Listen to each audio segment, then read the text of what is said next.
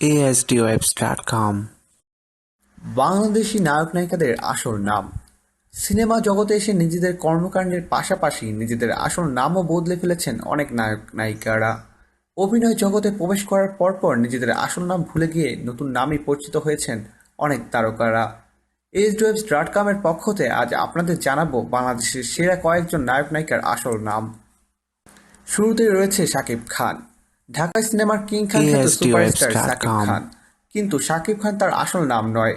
শাকিব খানের আসল নাম মাসুদ রানা। চিত্রনায়ক মান্না। প্রয়াত চিত্রনায়ক মান্নার আসল নাম SM আসলাম তালুকদার।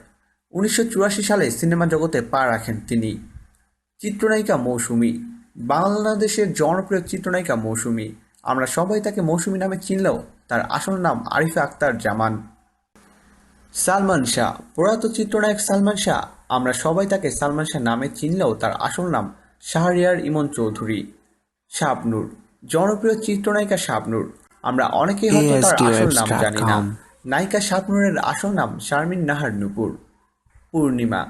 ঢাকাই সিনেমার মিষ্টি মেয়ে খ্যাত জনপ্রিয় নায়িকা পূর্ণিমা।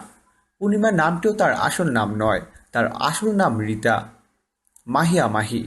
ঢাকাই সিনেমার বর্তমানে সর্বাধিক জনপ্রিয় নায়িকা হচ্ছেন মাহিয়া মাহি। কিন্তু মাহিয়া ASDWebs.com। মাহিও তার আসল নাম নয়। মাহিয়া মাহির আসল নাম ছিল শারমিন আক্তার নিপা। প্রিয় দর্শক, ধন্যবাদ ভিডিওটি দেখার জন্য।